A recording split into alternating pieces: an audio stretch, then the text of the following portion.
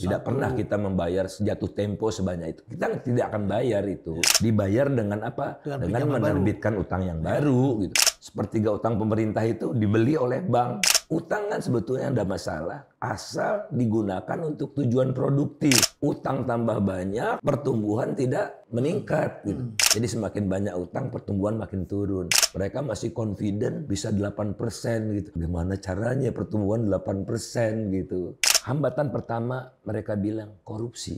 Kalau sedang bagus, tabung untuk membiayai tatkala kita sulit.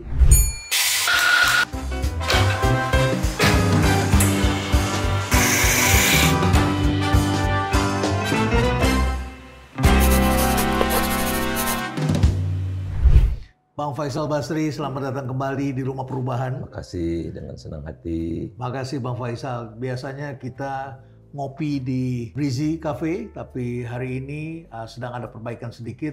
Mudah-mudahan dalam beberapa hari ke depan pengunjung sudah bisa datang melihat suasana yang baru di Cafe Breezy. Jadi kita ganti ruangan. Sudah menikmati kopinya. Baik, Bang Faisal, sebagai ekonom tentu melihat ini adalah fase yang krusial. Banyak yang bilang kita akan menyambut generasi emas, masa depan baru. Tapi di akhir pemerintahan Jokowi ini justru banyak berita. Ada tapera, ada isu mengenai IKN, ada isu mengenai investasi yang tidak datang-datang, ada isu mengenai Starlink, ada UKT, dan banyak sekali perbincangan publik. Apa yang Bang Faisal lihat sebetulnya di akhir pemerintahan Jokowi belakangan ini?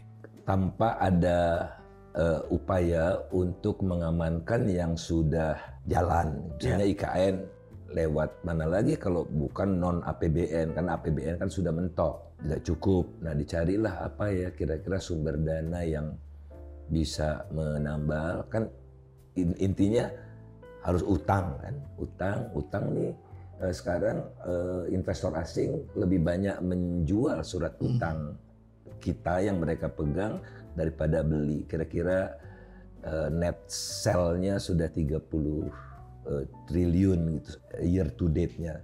Jadi dari awal tahun sampai sekarang. Awal tahun sampai sekarang. Ya. Cukup besar. Cukup besar. Nah, sementara di pasar saham juga lebih banyak jual juga asingnya, sampai kemarin itu kira-kira 7 triliun dolar. Nah, dolar atau rupiah? Rupiah, maaf. 7 triliun rupiah. Nah, yang mereka bergeser dari surat utang dan stok ke sekuritas jangka pendek, SRBI, Sertifikat Rupiah Bank Indonesia, short term. Itu baru diintrodusir September tahun lalu. Nah, jadi ada kesan asing ini menjauh dari yang jangka panjang ke yang jangka pendek, bahkan jangka pendek sekali, karena ada risiko itu. Nah, padahal yang namanya uang masuk itu dibutuhkan karena transaksi, karena akun kita, transaksi berjalan disebutnya, walaupun saya tidak setuju sebetulnya. Transaksi berjalan, current account, jadi akun lancar. Ya. Akun lancar kita tuh ekspor impor barang dan jasa sudah defisit. Nah, biasanya ditutup dengan capital inflow kan. Ini capitalnya juga udah outflow. Walaupun ada besar untuk jangka pendek yang nggak bisa diandalkan. Nah, oleh karena itulah maka solusi jitu-nya dari segi ekonomi ditahan proyek-proyek besar. Karena proyek besar itu konten impornya tinggi. Malah sekarang IKN minta tambahan dana 20 triliunan. Jadi lagi masih digas yang seharusnya sudah harus melambat, sudah harus kita agak ngerem supaya berhentinya bagus, tapi digas ini saat ini. Nah, ditambah lagi sekarang ada item besar makan siang bergizi itu, dan itu ternyata sudah dilaksanakan sejak Januari kemarin, walaupun belum massal, tapi sudah mulai dilaksanakan. Nah, dananya kan tidak ada di APBN. Nah, kemudian mulai 2025 pemerintahnya kan sudah baru ada prioritas tambahan lagi. Pak Prabowo itu menginginkan peningkatan anggaran militer di 2 kali lipatkan. Jadi dari 0,7% dari GDP menjadi 1,5% dari GDP. Oh, 2 kali? 2 kali. Memang realistik sih karena persenjataan kita udah tua.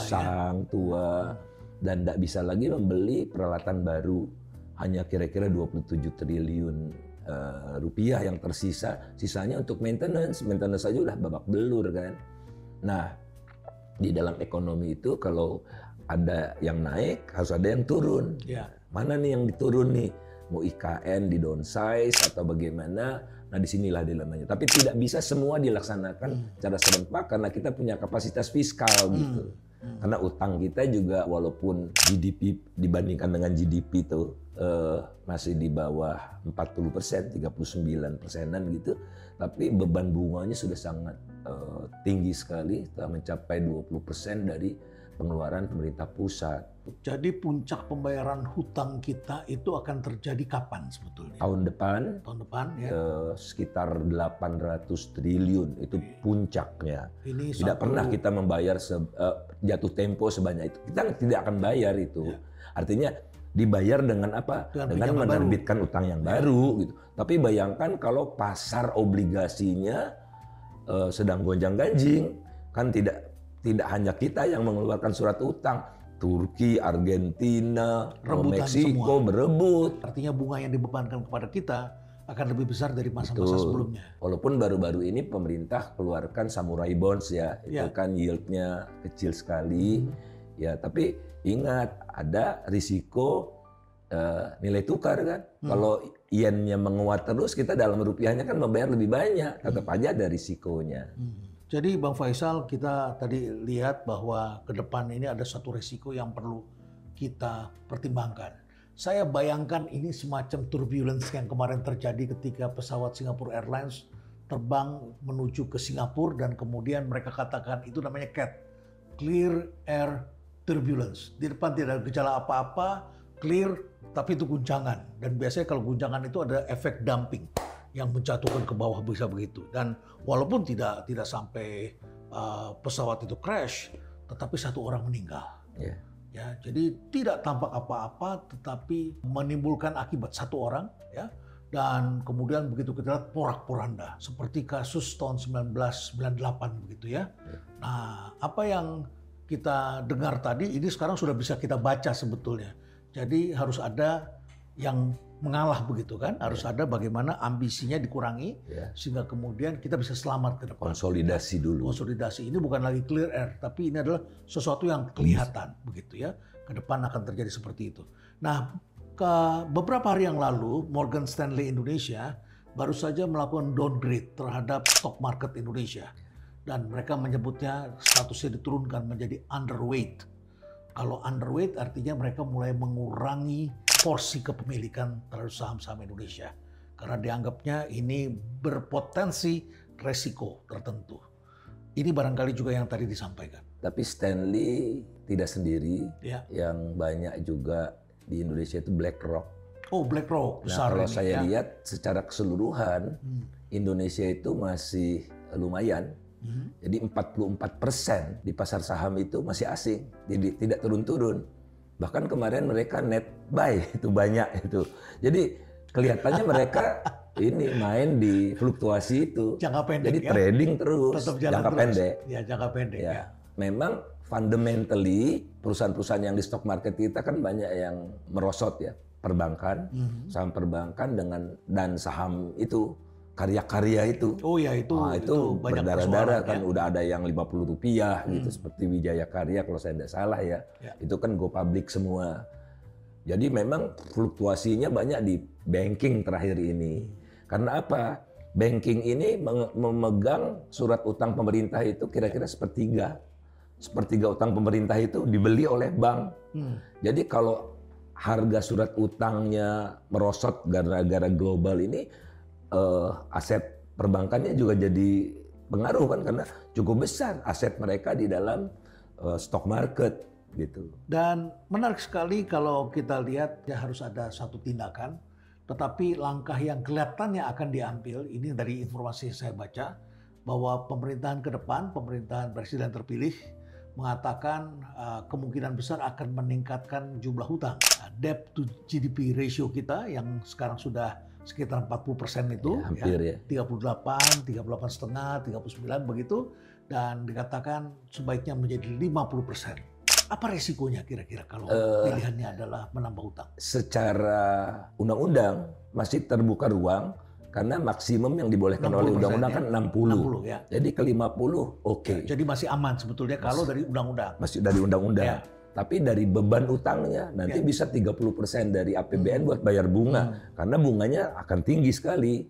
Nah kemudian yang kedua, utang kan sebetulnya ada masalah. Asal digunakan untuk tujuan produktif. Untuk tujuan produktif. Kalau misalnya beli senjata, kan wajib. Ya, tapi untuk pertahanan. Kan efek multipliernya enggak ada karena semua senjatanya diimpor gitu kan. Terus efeknya ke masyarakat enggak ada gitu. Enggak ada back to back-nya dengan pendapatan yang akan meningkat. IKN juga gitu. Terbatas di location itu. Nah, ini dia. Sehingga utang tambah banyak, pertumbuhan tidak meningkat gitu. Karena Bung Renat ya, ada 20 lebih kajian di jurnal terkemuka yang mengaitkan antara utang dan pembangunan itu sebagian besar negatif. Jadi semakin banyak utang, pertumbuhan makin turun. Sementara Pak Prabowo, kemarin dulu saya bertemu dengan salah satu timnya, mereka masih confident bisa 8% gitu. Bagaimana caranya pertumbuhan 8% gitu. Nah investasi swastanya juga terbata-bata karena investasi itu dari kredit perbankan. Sementara kredit perbankan kepada sektor swasta itu trennya turun pada level yang rendah. Hanya 30,6% dari GDP. Secara teoritis nggak bisa. Ada hal yang juga menarik yang kita lihat pendapatan pajak.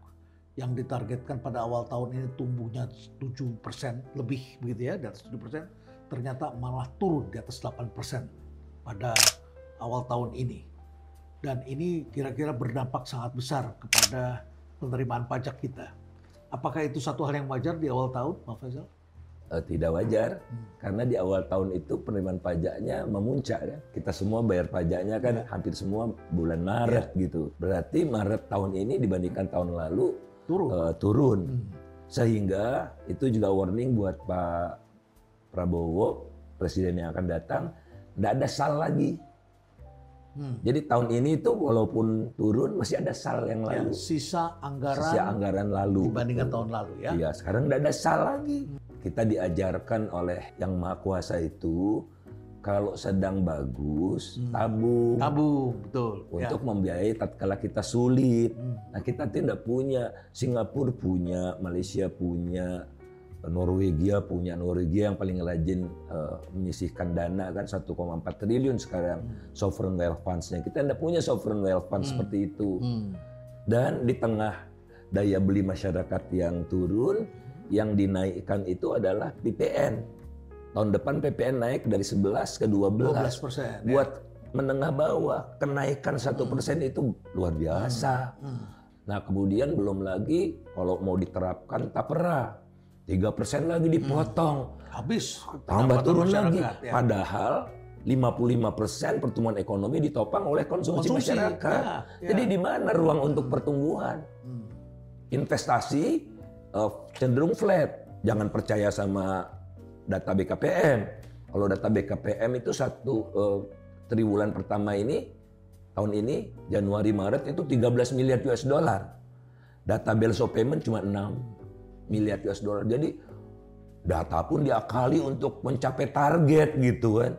Tapi bills of payments data FDI yang realisasi beneran uangnya masuk gitu.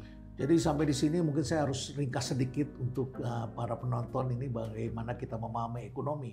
Ekonomi sebetulnya sama saja dengan belanja rumah tangga. Bahwa kita harus menjaga sedemikian rupa agar pendapatan kita lebih besar daripada pengeluaran. Dan kalau kita punya pendapatan katakanlah 100, jangan sampai kita belanjanya sampai 200. Kalau sudah 100 dan 200 kita ada resiko karena kita harus pinjam 100 dari pihak lain. Kalau kita pinjam, berarti pihak yang meminjamkan uang akan lihat-lihat, Anda utangnya udah banyak, kenapa konsumsinya banyak begitu? Maka mereka akan mengenakan pada kita bunga yang lebih besar. Atau mereka melihat resiko kita lebih besar, karena kita punya pinjaman melebihi dari pendapatan kita, itu sangat berbahaya, beresiko. Dan kita bisa kemudian ada efeknya ya. Betul. Nah efeknya apa nih Bang Faisal? Kalau tetap kita lakukan seperti itu, kita terbelanja, ada defisit. Saya ingat ketika tahun 1998 ya, debt to service ratio kita juga naik kan, bahkan sempat di atas 70% dulu. Dan kemudian proyek tadi disebutkan proyek besar di rescheduling di era Pak Harto. 9 kalau saya tidak salah, mega project kita mega sebut project ya, tidak jadi dijalankan atau dikurangi begitu ya. Nah, tetapi kalau kita tetap ngotot, karena beberapa pengamat mengatakan, anggota DPR mengatakan ini terjadi karena yang lama masih cawe-cawe, yang baru sudah punya hal yang baru yang juga besar. Betul. Jadi bebannya ada 2, kata beberapa anggota DPR mengatakan demikian. Apa resiko yang perlu kita ingatkan? Ini kita perlu ingatkan ya, karena manusia adalah makhluk yang berikhtiar, bukan?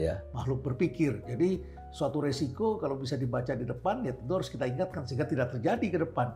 Jadi apa yang kita sampaikan bukan nakut-nakutin, tetapi kita perlu mengingatkan agar tidak terjadi resiko itu. Nah, resiko apa yang perlu kita antisipasi akan terjadi? Di depan mata ya rupiah. Rupiah bisa jeblok ya? Ya, hari ini udah 16.300. Tadi ya mungkin udah berubah siang ini 16.300. Itu sudah didoping itu. Kalau tidak didoping udah 17.000. Artinya bank sentral melepas dolar ya? Melepas dolar supaya dolar itu tersedia banyak, supply-nya banyak, maka harganya relatif lebih turun begitu ya? Betul. Nah, seperti itu ya. Kalau rupiah ke 17.000, gampang aja. Hitung tadinya kita mengimpor minyak itu 1 juta minyak mentah dan BBM, kita 1 juta barrel per hari loh. Dikali 360 hari. Tadi pengalinya 15.000, sekarang 17.000. Berarti tambah keluar 2.000 rupiah itu. Harga BBM kan naik kan? Ditahan, kata pemerintah, oke tahan, ini bahaya secara politik. Subsidi. Pertaminanya berdarah-darah. Akhirnya penyesuaiannya tinggi. Kemudian ingat, pangan kita tahun lalu itu defisitnya mencapai tingkat tertinggi 5,3 miliar US dollar. Kita mengimpor 6,5 juta ton gula. Kita mengimpor 3 juta ton beras. Kita mengimpor 100% kebutuhan gandum untuk mie instan yang sudah makanan nomor 2 setelah beras. Kita mengimpor 80% kedelai untuk bahan pokok, tahu dan tempe, makanan pokok rakyat. Nah, belum daging, belum segala macam ya. Belum susu. Nah, susu ini juga kekurangan untuk program ke depan ini. Program yang bergizi ini. Nah, semua naik ini otomatis naik. Pemerintah mencoba dengan mensubsidi semua. Kan udah ada uangnya lagi. Tambah lagi. Iya. Uangnya nggak ada. Hutang tambah lagi. Boro-boro menurunkan. Malah ada item-item besar yang masuk ke dalam anggaran ini. Nah, disitulah waktu harga-harga tak terkendali itu mulai masyarakat akan resah, mulai tuntutan selalu kan tuntutan waktu 66 dan 98 kan turunkan harga. Nah, itu jadi sebelum itu terjadi harusnya dilihatlah secara realistis gitu. Jadi sebetulnya resiko itu sebenarnya bisa kita cegah kalau hari ini kita melakukan sesuatu. Sebaiknya kita membuat bantalan. Yang penting rakyat ini. Rakyat yang hidup 60,6% itu hidupnya insecure. Kalau ada apa-apa dia gampang terbanting. Dibikin bantalannya. Jadi kalau jatuh yang lebih tidak pecah. Kalau sekarang misalnya nih bantalannya apa? Jaminan sosial diturunkan. Justru karena pemilu udah selesai kan. Bansos itu udah mulai turun. Jadi tidak ada lagi penyelamat mereka. Makin sedikit. Artinya untuk tahun depan ya, kalau tahun ini masih ada tersisa, mungkin masih bisa diberikan, tapi tahun yang akan datang perlu dipikirkan nih bagaimana bantalan sosial kalau masyarakatnya. Nah, kalau sekarang kalau kita lihat misalnya, korporasi itu sudah dapat keringanan atau penurunan corporate income tax. Pajak keuntungan perusahaan dari 25 ke 22 sekarang. Tidak jadi diturunkan jadi 20. Jadi 3% turunnya. Nah, sementara Tapera misalnya mau diterapkan, korporasi cuma bayar 0,5%. 2,5%-nya karyawan. Pada umumnya di negara lain imbang separuh-separuh gitu. Jadi sekarang yang dijaga itu korporasi terus gitu. At the cost of rakyat kecil. Nah, kemudian ada kan sebetulnya Tapera ini tidak akan jalan karena apa? Karena cuma 3%, nggak mampu menahan mengimbangi kenaikan harga tanah. Nah, agar harga tanah tidak naik, atau bahkan bisa dikendalikan sehingga harga rumah rakyat itu lebih murah sehingga mereka bisa dapat rumah lebih cepat, didirikanlah bank tanah. Tapi bukan untuk public housing, lagi-lagi buat investor gitu.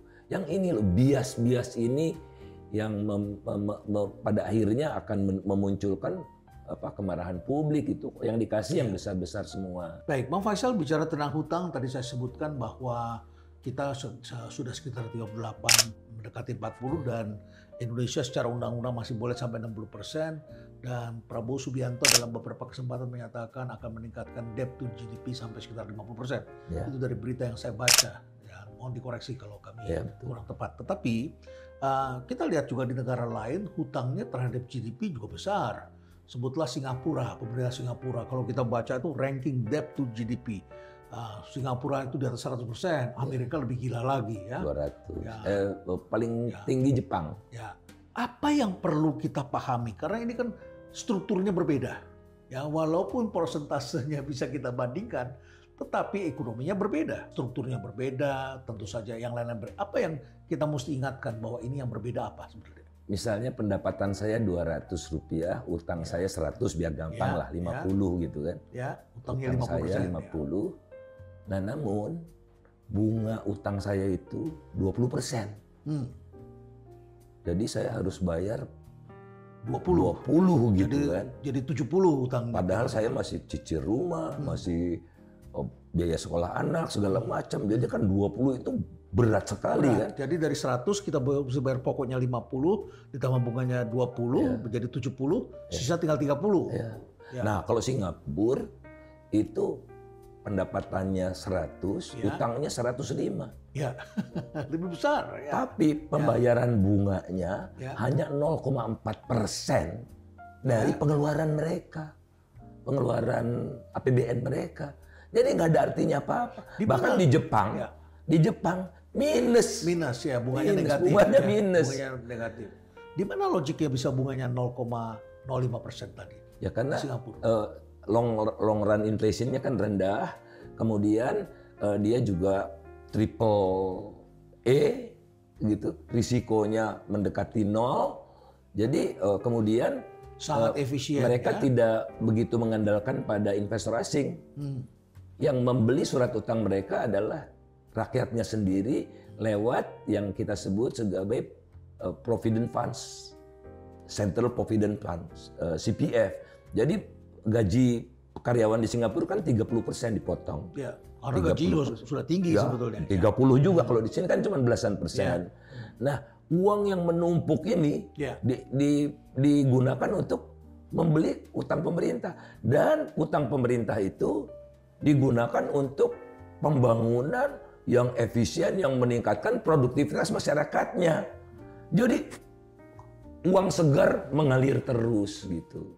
Dan itulah kondisi ekonomi di Singapura yang berbeda karena tiap bangsa memiliki tingkat bunga yang tidak sama. Tidak sama. Di Tiongkok tidak sama pula. Betul. Amerika tidak sama, Indonesia tidak sama, dan kita menanggung beban dengan bunga yang lebih tinggi dibandingkan dengan di negara lain. Tentu tidak lain adalah karena penilaian dari sektor keuangan terhadap kita. Risiko dan grade kita ya seperti apa, dan itu dihitung. Jadi tidak bisa kita abaikan karena inilah bekerjanya pasar, sehingga kemudian kita bisa lihat di mana posisi kita. Yang paling penting itu, Bang Renald, itu Singapura itu ekspor to GDP ratio-nya itu di atas 100%. Kalau kita cuma 20%. Jadi mereka kalau asing pun datang, kapan aja asing itu jual selalu ada uangnya. Kalau kita devisa kita kan ya naik kemarin karena utang. Jadi cadangan devisa naik bukan karena ekspor, tapi karena utang dari luar. Gitu. Menarik sekali kita berbicara tentang kemampuan kita untuk mendapatkan pendapatan dan bagaimana kita mengelola hutang ke depan. Lalu kemudian kita mendengar bahwa investor asing masih tertarik untuk menanam investasi di Indonesia. Ada yang mengatakan begitu. Betul. Tetapi kemudian kita juga mendengar ternyata di IKN tidak datang investor asing. Tapi Pak Bahlil mengatakan sudah masuk 50 miliar US dollar atau berapa begitu disebutkan ya. Apa yang terjadi sebetulnya dengan investasi asing di Indonesia. Kita memerlukan ini untuk menambah tadi ya cadangan devisa dan sebagainya. Jadi ada unsur yang namanya investasi begitu ya untuk menambah devisa kita. Apa yang Pak Faisal lihat? Investasi asing itu bukan sekedar untuk menutup kekurangan dana karena kita defisit current account untuk menutup current account, tapi juga alih teknologi. Yang mereka bawa teknologi dan macam-macam lah ya. Nah, investasi di Indonesia itu tetap lumayan besar, tapi terjadi pergeseran sumber investasinya. Kalau dulu investasinya dari Eropa, Amerika, Jepang, mereka bawa teknologi, kelihatan industri otomotif macam-macam. Nah sekarang jauh, 3 itu jauh. Sekarang nomor 1 Singapura. Tadi disebutkan bahwa Singapura itu hub. Jadi bukan orang Singapura sebetulnya, tapi via Singapura. Ya. Nomor 2 internasional membuka bank di Singapura, semua uang ditaruh di Singapura. Jadi uang siapanya kita nggak tahu kan. Ya. Termasuk orang Indonesia. Ya. Nah kemudian yang besar juga berikutnya adalah Hong Kong dan China. Jadi Hong Kong bagian dari China, itu ya kita anggap aja China, Greater China gitu ya. Emang China sih, Hong Kong bagian dari China. Itu sekarang udah nomor 1 kalau digabung itu. Kalau si Eropa dan Amerika ini rada rewel. ESG kamu jelek. ESG kita kan jelek, high risk kalau dilihat dari sana. Nah makanya nggak mau mereka, China nggak peduli sama ESG, tidak peduli dengan human right, tidak peduli dengan lingkungan, makanya mereka berbondong-bondong datang ke sini. China datang ke sini, kalau proyek strategis nasional boleh bikin pembangkit tenaga batubara, boleh. Dan kalau membuat pembangkit tenaga batubara, harganya spesial. Bukan harga internasional, hanya $70 buat mereka.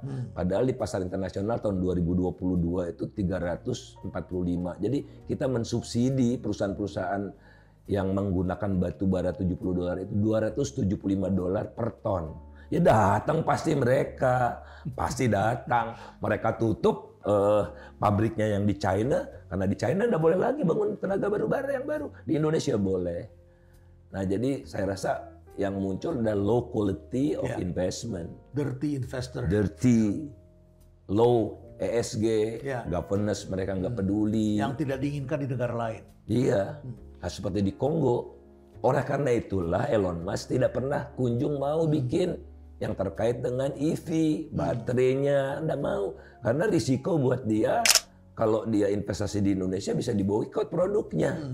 Karena ESG-nya jelek. Ditambah kalau kita misalnya untuk EV butuh nikel dan kobalt. Nah kobalt ini dari Kongo. Kongo lebih parah dari Indonesia. Rusak lingkungan. Dirtinya.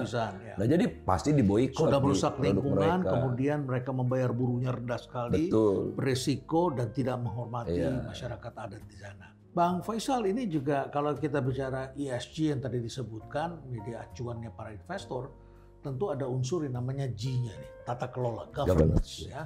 Tata kelola ini kan menjadi sangat penting sekali. Dan belakangan ini masyarakat dunia sangat khawatir melihat tata kelola. Yaitu bagaimana terutama adalah masyarakatnya ini memiliki sikap kepatuhan. Apa yang dilihat oleh para investor sebetulnya terkait tata kelola ini dan apa yang Bang Faisal khawatirkan terhadap ada indeksnya, ada skornya, ada peringkatnya. Ditanya oleh World Economic Forum, apa yang paling Anda rasakan sebagai kendala atau penghambat Anda masuk ke suatu negara, termasuk Indonesia. Hambatan pertama mereka bilang korupsi, kedua government effectiveness itu. Sementara buruh yang banyak dikomplain oleh pengusaha-pengusaha di domestik ini, itu nomor 12. Baik, Bang Faisal, lantas juga ramai dibicarakan ini soal defisit keuangan negara, ya. Yang saat ini kalau kita lihat menurut undang-undang itu diperbolehkan adalah 3% dari PDB kita. Di bawah 3 ya. Di bawah 3% ya, maksimum 3%. Oke. Lantas ada perdebatan, Sri Mulyani mengatakan tahun 2025 diperkirakan antara 2,45 sampai 2,82%. Sementara Kepala Bappenas mengatakan sebaiknya 1,5%. Ini yang mana yang benar, yang mana menurut pertimbangan Pak Faisal, perlu kita pikirkan apa risikonya kalau kita menggunakan sampai 3%. Ini kan ada kesepakatan internasional Kan yang melihat seperti itu. uncertainty-nya masih tinggi di global. Ya. Amerika memang inflasinya udah turun tapi masih di atas target, Ya, masih di atas 3%. Makanya mereka belum turunkan. Belum tingkat turunkan. Kemudian ada tension belum selesai nih, walaupun Security Council sudah keluarkan resolusi tentang gencatan senjata, tapi di Gaza. Netanyahu kan belum merespon. Mereka akan terus, pokoknya macam-macam gitu, tension di Asia juga kan. Kita harus cadangkan, jangan sampai terlalu dekat dengan 3%. Kalau udah 2,8%, ada apa-apa shortfall pajak, otomatis di atas 3% kan bahaya. Menurut saya kita tidak boleh main-main. Jadi defisitnya kalau menurut saya ya maksimum 2,5 lah, karena harus dicadangkan untuk yang shock-shock yang tidak bisa kita perkirakan. Dan ekonomi itu kan udah kita ngegas terus. Ya. Kalau tiba-tiba direm misalnya 3,1 kan nggak bisa. Direm ke 2,1. Remnya terpaksa kan bisa. Dalam sekali ya. Bisa ekonomi bisa putar balik gitu. Nggak bisa direm tiba-tiba. Sama seperti kehidupan yang kita bilang tadi itu kan. Semua tuh bisa diukur kok. Baik, Bang Faisal, terakhir barangkali tentang hutang. Kalau kita baca berita, tentu saja hutang itu tidak hanya terbatas pada hutang pemerintah. Pemerintah berhutang, tetapi juga BUMN berhutang, kemudian juga ada swasta berhutang. Sebetulnya kalau kita lihat dari situ semua, ini kan kita perlu pikirkan refleksi kejadian tahun 98 berisiko kepada pelaku usaha yang akhirnya kemudian harus membayar bunga yang lebih tinggi. Ya, terutama adalah kalau meminjamnya dalam mata uang asing. Mata uang asing kemudian kursnya berubah, kita harus bayar lebih mahal. Dulu masih ingat dari berapa itu ya, dari 2.500 jadi 17.000. Ya, bunga menjadi 70%. Ya, kebangkrutan massal. Wah, itu luar biasa sekali. Perusahaan-perusahaan yang pinjam hutang tidak bisa bayar, kemudian akhirnya diselamatkan, perbankannya harus diselamatkan, dan banknya kemudian asetnya diambil, dibentuk suatu lembaga baru BPPN, dan kemudian aset-asetnya disita oleh negara, banknya disita dan akhirnya dijual dan akhirnya asingnya masuk, dan kemudian perusahaan-perusahaan ini dilelang, pemilik-pemilik semua menangis.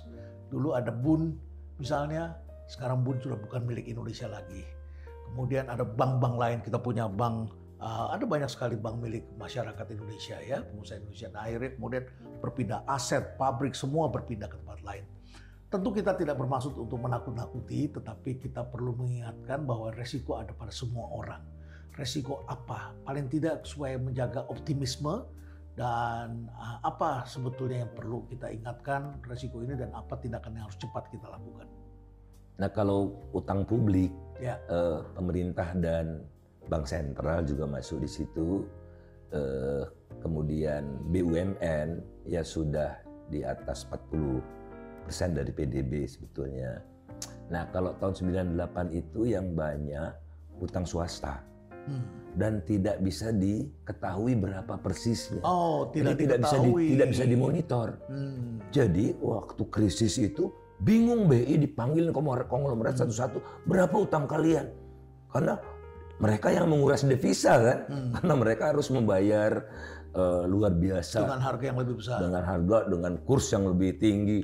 Waktu itu uang habis untuk bayar utang. Saya ingat sekali itu, saya datangi beberapa money changer, itu mereka menyerbu money changer karena ingin membayar sebelum ada kemungkinan bisa terus lebih besar melemah lagi kan. Jadi mereka lakukan itu. Dan harga kursnya makin naik lagi karena diambil semua. Betul. Nah, oleh karena itu dulu kalau utang pemerintah dulu kita utangnya bilateral, multilateral. Dulu belum ada jual bonds. Jadi penyelesaian utang pemerintah lewat Paris Club ada. Lewat Paris Club gitu. Kemudian yang utangnya sama Bank Dunia dengan IMF kan ada diplomasinya. Nah, sekarang 90% utang kita dalam bentuk bonds. Nggak ada. Pasar yang memvonis kita gitu. Ini bahaya. Jadi sekarang justru utang pemerintah lebih bahaya dari swasta. Karena swasta udah belajar banyak. Swasta nggak mau lagi ugal-ugalan berutang ke luar negeri.